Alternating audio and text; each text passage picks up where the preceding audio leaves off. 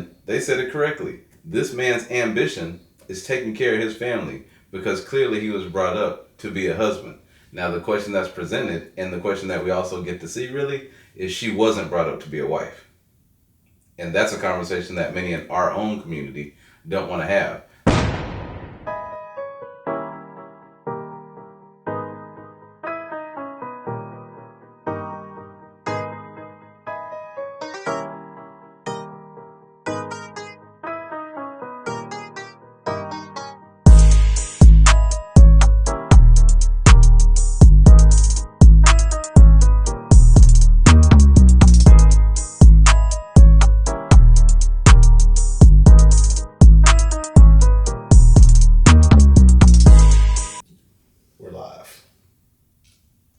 Alright, hello everybody.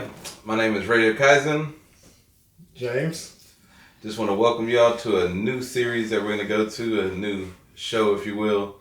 This one's going to be called Disruptive Intellect, where me and James will listen to clips, different scenarios, and we just talk about the logical man side of how we process and think through how things should operate and how things go in relationship, in the world, between men and women. And just so you're getting it more from two intellectual guys versus what a lot of women think is the man that only thinks with his other brain. We still do that because naturally we're men, but we do have the emotional override and the logical side of it to where we say this is what you should do because this is the right thing and this is the way it should be set up. So thank everybody for joining us with Disruptive Intellect, and we're going to get right into this with our first podcast clip. It's from one of the episodes of Tonight's Conversation, which they travel all around and do different shows. A phenomenal show. If you ever get a chance to go to one, they go through different cities. But this is their clip, a lady talking about everything she has at home and how it's just not enough.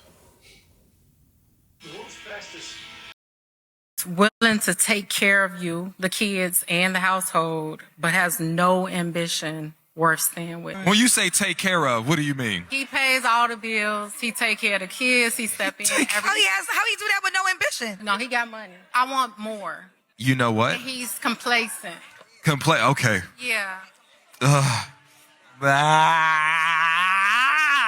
In the year when the job market is cooked, when the housing market is cooked, when people are walking away from their children, you got somebody at home that is paying your bills. He is taking care of you, and he is taking care of your kids, and you are figuring out, should I leave him? Are you cool? But wait, there's more. Unfortunately, for a lot of men, there are so many women telling them you have to be more ambitious. And it's because they want the ambition to look like what they want it to look like. But his ambition is waking up every day and going to work. Waking up every day and showing up for my children. Showing up for my home. Like, that's just as ambitious. You know how ambitious you have to be when you are going through depression? Your girl is telling you you need to do more, and then you don't feel like you're good enough. But she don't know the mental and emotional and spiritual battles that you have and how you still trying to show up for your home. That's ambition, baby. Take a moment, read, I think it's 1 Timothy 5:8. Because what it talks about is a man who neglects his home is the same as a man who denies his faith. This man is taking care of his home. There is faith and grace in that. He is being provisional. He's still leading. So we have to acknowledge that, because if not, you're going to lose that. Like, that's a gem, baby. I make my own money. I make more than him. Ooh. Right? And you said he pays all the bills? Yeah. And you make more money? Yeah. That's enough of that. So, yes, this lady was on here. She makes more money than her husband. The husband is taking care of her husband, but he is following his vow to take care of his wife. He's tilling the soil, as we say today. But that's basically, he's grinding it out. Even though she makes more money than him, he's still, I'm going to take care of all the bills, make sure you don't have to worry about that. He's gone a step further. He's taking care of the kids. He's taking care of everything else. So she really just has to go to work. And because it sounds like, because for her, he doesn't make more than her, his ambition isn't there because she's missing the non-tangibles. So it's a lot of women out there that I've come across, and I'm sure James will come across, that have that mentality now that if he's not making more than me, then what is he really worth to me?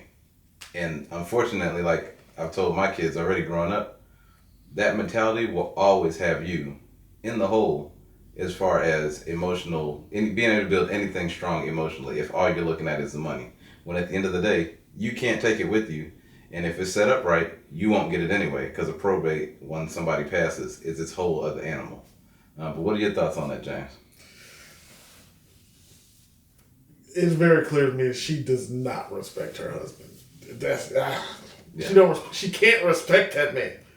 Like, I make just the statement to utter in front of a stage of people in an attempt to boost yourself up and humiliate your husband. You have to be let it know that I make more than he does, but he pay all your bills. He taking care of your kids. He's doing everything he's supposed to do, but you had to be let it know that you make more money. And it could just be me. A lot of people with this modern mentality, women equate the amount of money you make to the amount of respect they give you. Oh, absolutely. It's like, oh, well, you're making this much money. Okay, you're not what they call now a high value man. If high value is all based on a dollar amount, then as much as money are gonna hate to hear that, Donald Trump, who's extremely high value, is gonna float a lot of your boats just because of his bankroll.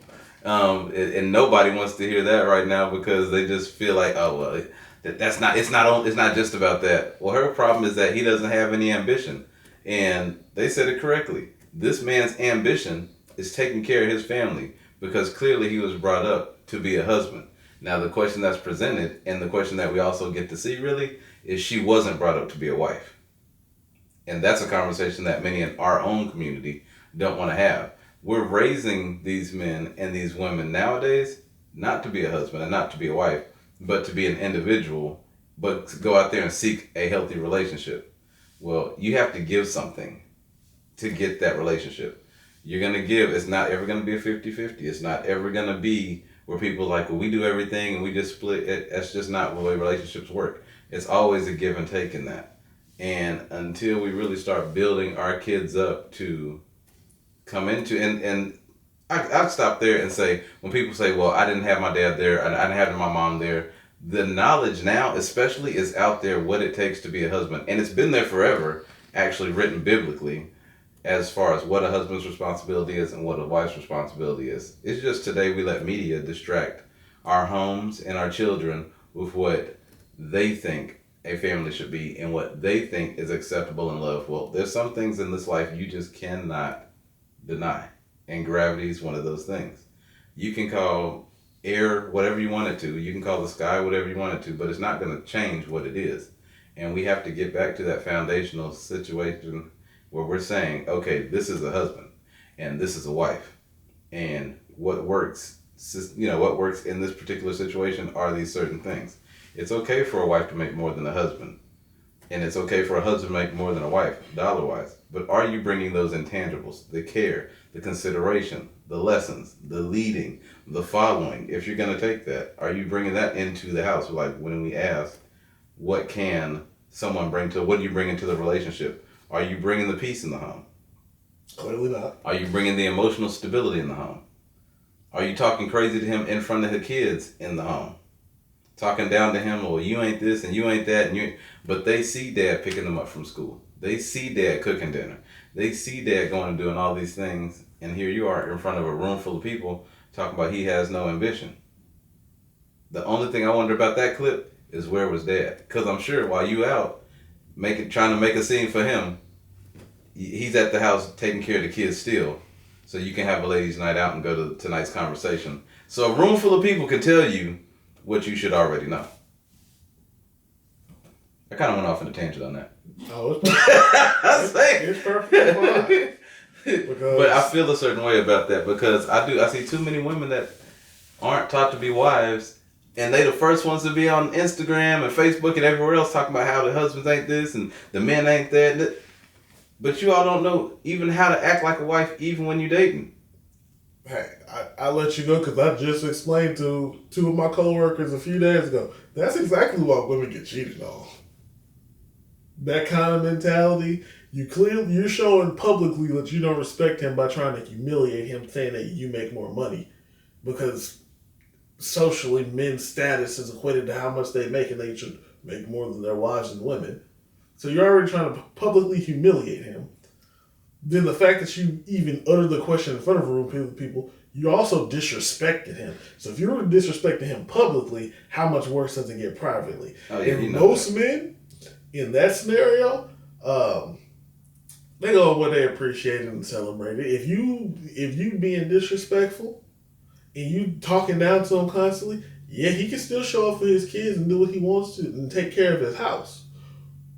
But if he got time to go to work and take care of the house, and you being disrespectful, he gonna find some time to go find somebody who appreciate him for what he's doing. But you know what? In this particular situation, it wouldn't, because of how he is in tune to his family. He wouldn't do it. It wouldn't even be him cheating. It would be her cheating, and then it would be her gaslighting him, saying, "Well, I did it because you did this, this, and this."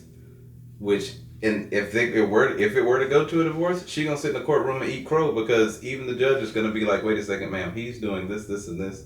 And you feel like he pushed you away because he's taking care of the family. Where were you at in this situation? Because all we see right now is you saying, "I make money and I'm the victim." That's essentially all you're saying. Which I'm finna find it now. This is why I appreciated divorce court when Judge Lynn Toler was there and when Judge Maybelline was there. Because I remember this one episode, Judge Lynn let this lady have it. Pause for the calls real quick. What's up? I'm recording right now. Say hi to the channel. What up, channel? I'm hanging up now. All right, I'll call you when I'm done. Bye. Like I'm saying, Judge Lynn let this lady have it. She was complaining that her husband was cleaning around the house, was loving on her too much, was cooking good, was giving it to her how she wanted, and she complained that he wasn't doing enough. Like, so the definition, the question is, what is enough? And maybe that's something that we need to have another lady on the podcast for to say. Ladies, when we say it's not enough, what's enough? Because that's really a matter of perspective. Yeah, I talk about it. I work at a dealership, and we talk about the needs of a car and how a lot of people come to the dealership and they feel like, well, the advisors are here and they're just trying to get over on us and they're just trying to take our money and they're just trying to do that, which isn't always the case. The question is, does your car need something to function? Versus you coming in believing, well, my car is fine and it didn't have this issue before I came in here. Is it leaking oil? Does it have a good battery? Are the tires completely gone? Were they a hazard to you and everybody else on the road? Well, you just want me to buy tires from you. No, I just want you to be safe because those 4 tires are the only thing that's on the road. Nothing else is on the road. So when somebody tells you need tires, it's because you need tires 9 times out of 10. which one it is? Because my phone's not picking it up. And it's just password. So that's where we say, when she says he's not doing enough, that is her perspective based on her feelings. And both of those things can be wrong. Her perspective could be absolutely wrong, and her feelings can be wrong. Because the logic and the facts behind everything that he's doing is he's taking care of his business as a husband. He just is, whether she feels that way or not. So that's something that, being with my wife, I can say over the years, she didn't understand sometimes when I came and I told her, I understand you feel like that, but that doesn't matter in this situation. Your feelings have no effect on what we need to do right now. The logical side and the husband has to be able to lead in that and saying, this is what we need to do, not just for the moment, because this is going to impact the future. So she has to look at what she's doing, because these kids, whether she likes it or not, they are listening and they are learning from her. And she will see this again. They will either grow up to love their mother and appreciate what she does, or they will grow up to resent their mother and realize that my mom was really bad in what she did, and my dad did a whole lot. So it's one of those things where she tried to put the spotlight on him and completely put a black light on her, and everybody can see all the lint and all the flaws in what she's doing. It's like my father-in-law used to say, when you got one finger pointing at you, you got 3 fingers pointing back at yourself. So what that means, if you don't know, when you point, you got one here, and then you got 1, 2, 3 pointing right back at you. And she just got to experience that live at tonight's conversation where not only the panel but the entire crowd is like, give me your phone number because you don't need that man. That's actually, that right there is some of the best free promo you can get as a man too. 'Cause like, don't let that brother look good, be in shape. He already clearly makes enough money to take care of the house, home, and the kids. Some woman will come and snatch him from her so fast she won't know what to do about it. And she would have done it. A lot of times people do it to themselves. And attitudes like that is how it happens. And say, yep. And say she is the Find that clip for another time. true version of being delusional and trying to gaslight at the same time. So you can't gaslight like you the victim when you're literally the one causing the problem. But see, that's also why, like, when you said we need a woman to define what is enough, you would need somebody mature enough to be able to actually have that logical conversation, because they depict it in the media and you see it in your everyday lives all the time. There are women out there who are logical enough to admit when, okay, he's doing all of this, they'll come to the table with something for that man too. But the vast majority of people, the way that they let media influence them, you can bring this woman to the moon and stars and she's gonna wonder why she can't have another galaxy too. Right. Yep. Like, No, you're absolutely right there. But I'm glad you mentioned that about the media, because in our community in particular, let me lean forward. The media is what is messing up our community, because as parents, many have not learned to disconnect your kids from what they're seeing on TV and the reality that they have to live as a black kid. The music, we can't live that. We're going to jail. We're going under the jail. In the right states, we get one shot, not 3. like Texas. When it comes to what we're seeing on TV, and everybody can be called what they want to, and we as a black community have got to stop being so loud and announcing everything we do, because we're just telling the ops what to do to reverse psychology us. YNW Melly. That's it. We've got to lock in as a whole and be, this is what we need to do. This is what finance means to us. And stop worrying about politics, because politics, there's no power in that for us. Our dollar is where our power is. How we get our legacy back, how we get our community built up, is we have to start working together and stop letting somebody come in and influence us with a dollar. If it's not me and you looking the same, going the same direction for our community and our neighborhood, making sure that we're pushing for better examples in radio, news, and film for our kids to see, and for the kids of those kids to see. If people don't understand, that's what happened to Bill Cosby. Facts being what they are in his whole case, he didn't become an issue until he wanted to buy a network. That's what the facts are.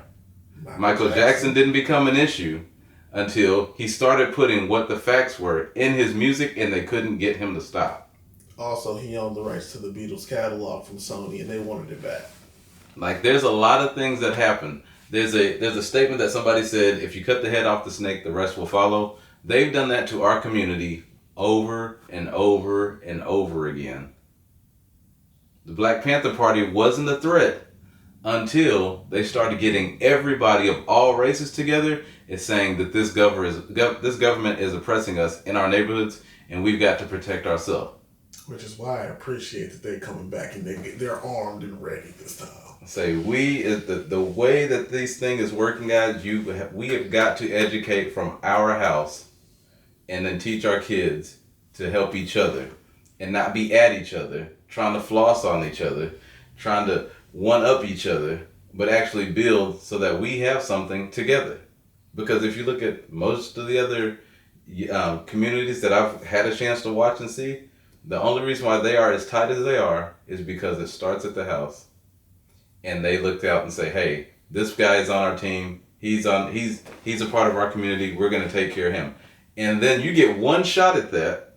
If you don't do it, they hey, he's not with us. Okay, we're going here. We're going to take this group of people who's trying to go somewhere in our community, and we're going to take our community this way.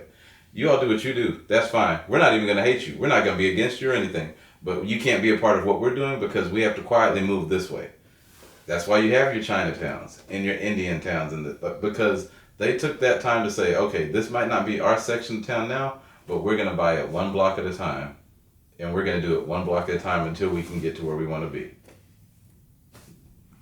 I can appreciate you saying that, because the one thing that came to mind is when you said, like, they tried to get them in, but they didn't want to go, so we're going to pivot. We're not cutting you off necessarily, but you're not with us, so we're going to pivot to get to the successful part. Another problem we got to stop in our community. One, parents, your children owe you nothing when they're trying to get to a successful spot. Mm-hmm. Two, your friends owe you nothing when they get to a successful spot. And if they try to include you in the beginning and you don't want to go for the ride because you don't see the value in it, when they get there, don't all of a sudden come trying to attach yourself to the caravan. Yeah, don't gaslight and don't be in your feelings. Just understand that you had an opportunity. And then when the next one comes around, take advantage of that one. But don't demonize that friend who wanted to get you in early, who believed in their dream, but you didn't believe it with them. That's not fair to them. And that's definitely not, that tells that other friend that you weren't there for them, you were there for what you could get. Which wasn't a friendship at all. Because when you're really and truly a friend of someone, you're there whether they got it, whether they don't. Whether they're up or they're down. It even says that in the Bible, that a relationship between friends is deeper than the ocean. It didn't say deeper than blood. It didn't say deeper than mom and dad. It said deeper than the ocean. And anyone who knows anything about science right now, we've only discovered 5% of the ocean that's been documented. Because the ocean is that deep. Which is insane that the Bible knew that. And to even put that in there prior to exploration of the ocean like that. They had maps of the ocean, but they didn't have real depths of the ocean. To put it in perspective for you, because I'm one of those people who like science. The deepest point in the ocean is the Marianas Trench. Marianas Trench is 7 miles deep. Want to know how much 7 miles is? Go run 28 miles. Go run 28 laps around the track and see how far you gonna get and how tired you gonna get. Go see how much distance that is.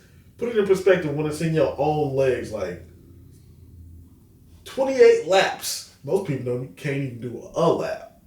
And that's not even including the pressure once you get down to a certain depth. Which that's actually a very profound added layer to that.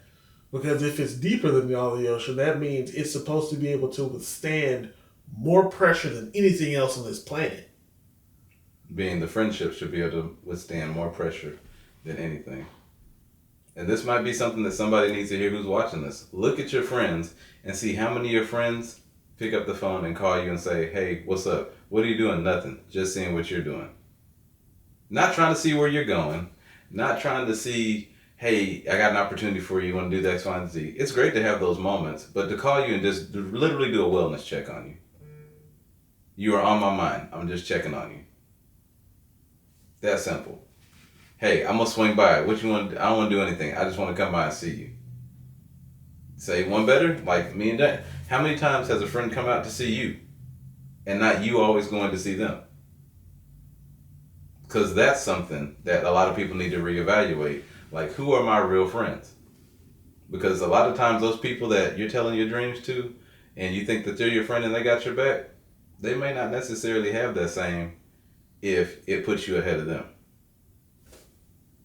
And for my religious folk out there, because I will watch the video, and it put it in perspective for me.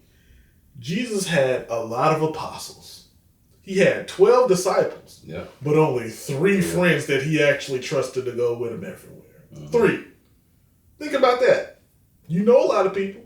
Yeah, you're close with some people, but who actually got your back when it's time for it? Yep, and to come full circle back in the clip, we don't know what happened in that particular relationship, but what we do know is that she wasn't his friend prior to them getting married, because she's not his friend now. To say that your husband's doing everything, he's caring for you, he's putting love into you, he's putting love into the kids, but he's not doing enough, okay, you're not his friend. You're there for what you can get out of him.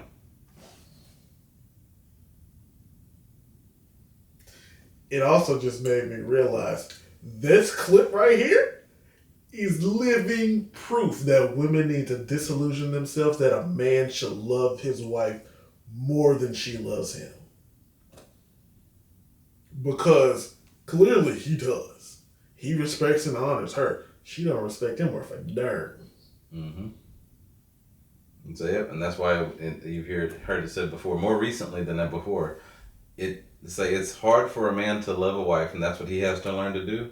And a wife has to learn to respect her husband, and that's what will show him that you honor them, that you honor your husband. Because for a man, respect is everything. Because if you respect me, you'll do what I ask. If you'll respect me, it won't be an attitude or an edge to, hey, I need you to do this, or hey, could you come do this, or hey, babe, I'm not feeling all right, can you just help me? That respect thing goes a long way. It goes into how you talk to someone, and it goes into how you treat someone. It goes into your actions. That's what respect shows. Your actions show your respect. Love, though, is a choice. You have to choose to come back in a marriage. You're not going to feel like you love that person every day. You're not going to, and when I say that, you're not going to feel butterflies every day. That's not how long-term relationships work. And some people may not realize that, but let me be the first. If no one's told you that, you're not going to feel butterflies every day. You may not like that person for a week or a month, but you have to find somebody for you that you decide, I'm not going anywhere. And you got to do everything in your ability to make sure that that person that you're with feels the same way, that come hell or high water, I'm not going anywhere without you. We're going together. As they say in the military, the captain goes down with the ship. You got to find somebody who's willing to go down with the ship, good, bad, or indifferent. And it takes a while to get there, but it's a real conversation to have early in your relationship. So that's what I got on that part of it, though. Mm-hmm. No comment. No comment. I've said it before. I will say it again so that it's on more than one recording. The 5 pillars of a healthy relationship were given to me by an elder lady in my church, and she's been dead right. For everyone that I've watched whose relationships have failed, it's because they didn't follow these steps. It is on your hand. You got your acquaintances. That's when you first meet them. You don't know who this person is you're with. You're getting to know them. You're getting to see who their friends are. Once they're past an acquaintance, then they become your friend. That's when you really build that relationship. See, are they wife material? Are they husband material? Because you're going to be the collective of who your friends and your family are. So friends is hugely important. After your friends, then you're going to be boyfriend and girlfriend, because now you've decided, okay, I can be in your circle, you can be in mine. Boyfriend and girlfriend would be your next step.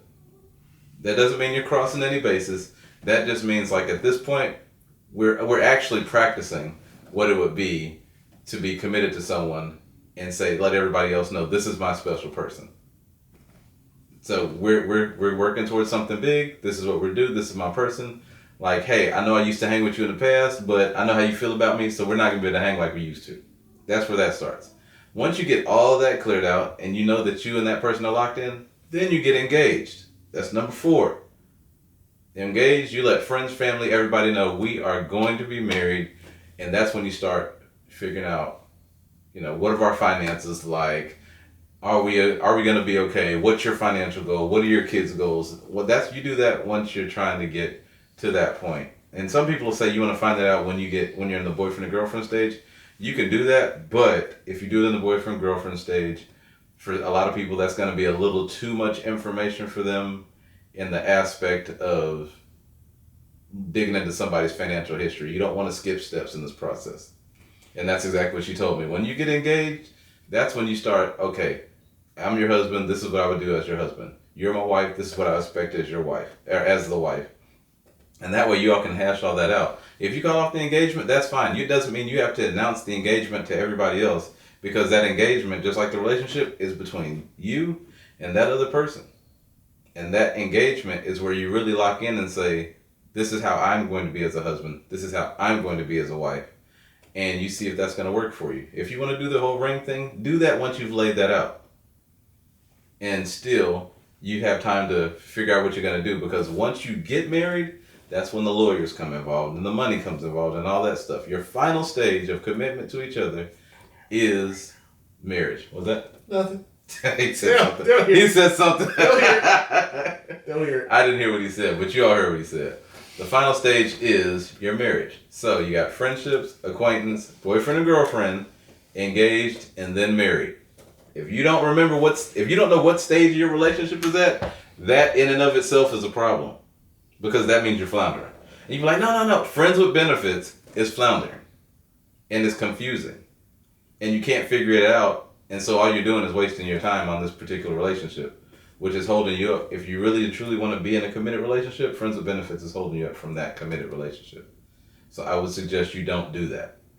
So that's it. Take those notes. If you don't take any notes from this, do your 5 steps of your relationship, whether you're a man or whether you're a woman. Be friends first, or be acquaintance first. Be friends next. Truly become friends. Truly become friends, and that'll make the rest of it easier, because once the butterflies fade in your marriage, you gotta be friends. If you weren't friends before you got married, the likelihood of you being friends when you're married is very slim. And now you're trying to figure out who is this person and what are they doing.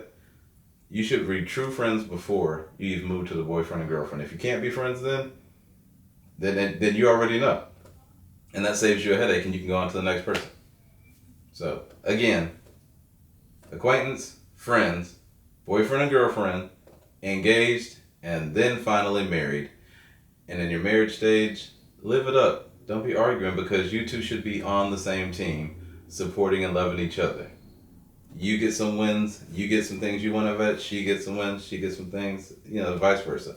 Push each other to be the absolute best for each other, because marriage only truly works when two move as one toward a common goal. And that is the beauty in marriage, is that you have that ride or die, that friend, that one you wake up and go to sleep to, and there's nobody else that you want to be around every single day. If you're telling yourself, this is my boyfriend, but I can't stand being around him every day, do not marry him.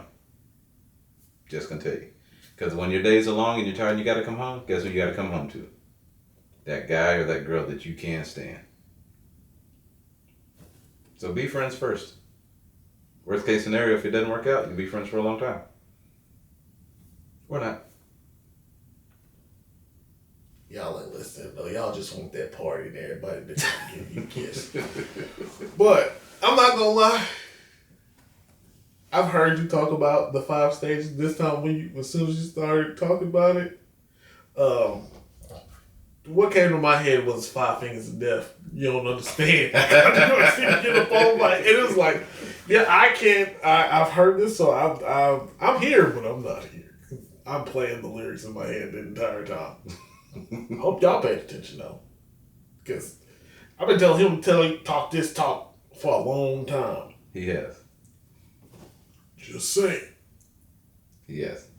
And a lot of people around me have told me I have a lot to share, because I have been with the same woman for 23 years. I've been married for 18 of those 23 years. It hasn't always been easy, but it hasn't ever been hard for me. My wife, it's been hard for her, more so because she's an only child. It's just what it is. And I'm from a huge family, so compromise, moving things around, it's always been a thing. She hasn't necessarily had to do that much. And so a lot of the growth she's had to do with me explaining it, and her completely defying me until somebody else comes and says, no, your husband's right. And being in a marriage is not something you ever want to. When someone tells your spouse that you're right, you don't rub it in their face. And you're not trying to get under their skin, because I'm not here to come at her. I'm here to love her. I'm here for her to be my person. I'm here to be that vent. When she doesn't have a vent anywhere else in the world and she feels like nobody else cares, I'm the guy that cares. So it's been a little bit different journey for me and her, whereas some of the stuff she does, I've already seen it. And I'm telling her, don't do that. It's not going to work. And she does it anyway. And I'm just like, okay, now we just got to work through this. We just got to fix it. And it takes a lot of prayer and a lot of patience to do that.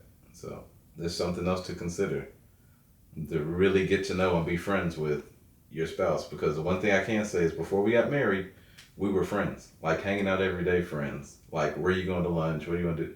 You don't want to do anything? Cool, we're not doing anything today. Friends.